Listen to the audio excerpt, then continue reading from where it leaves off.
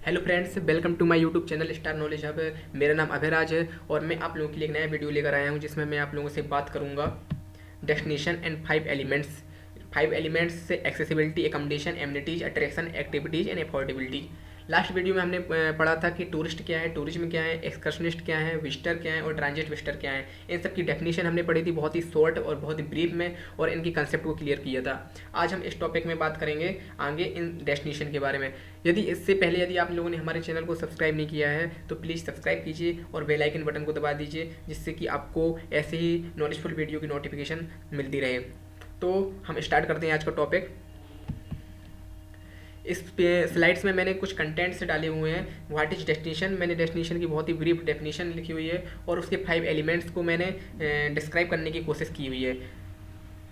तो डेस्टिनेशन क्या है? Destination is a place where the tourist travel for leisure और business related activities. Basically without destination के कोई टूरिज्म को हम प्रमोट नहीं कर सकते हैं। डेस्टिनेशन एक ह्यूमन मेड भी हो सकता है और नेचुरल भी हो सकता है, जो एक अट्रैक्शन क्रिएट करता है टूरिस्ट के अंदर कि वह उस प्लेस पर जाके उसे एक्सप्लोर करे, उससे लर्न करे कुछ ना कुछ चीज़ों को।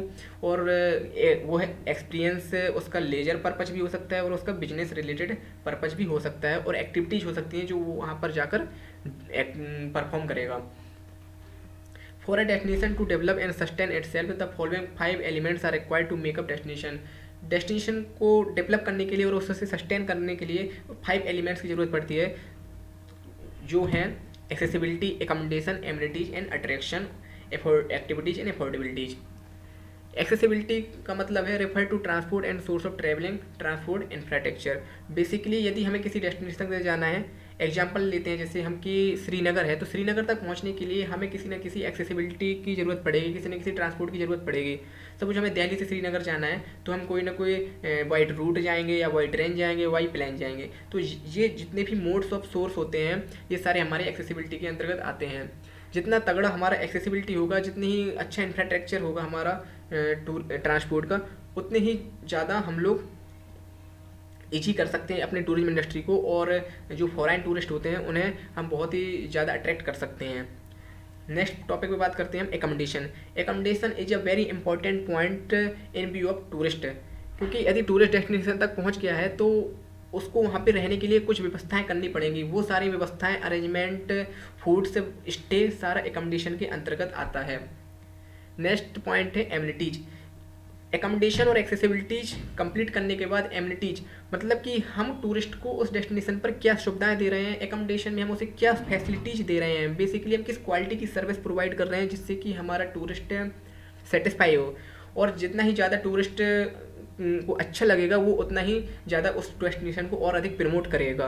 तो amenities is a very essential points in view of tourist. Next point आता है हमारा अट्रैक्शन।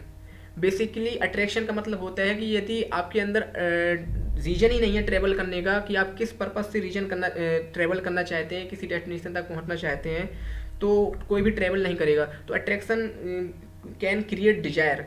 अट्रैक्शन को कैसे प्रमोट करना है, अट्रैक्शन की कैसे डेस्टिनेशन की मार्केटिंग करनी है, ये सारी चीज़ें इसके अंतर्गत आती हैं। जो टूरिस्ट ट्रैवल करता है वो नेचुरल डेस्टिनेशन पे भी जा सकता है, मैनमेड डेस्टिनेशन पे भी जा सकता है, ट्रेडिशनल पर्पज भी हो सकता है अट्रैक्शन का, उसका सोशल पर्पज हो सकता है एंड कल्चरल हो सकता है। There can be may be anything.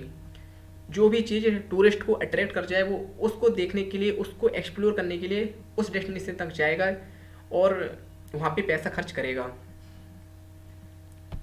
Last point पे हम बात करते हैं एक्टिविटीज़ एंड अफोर्डेबिलिटीज़।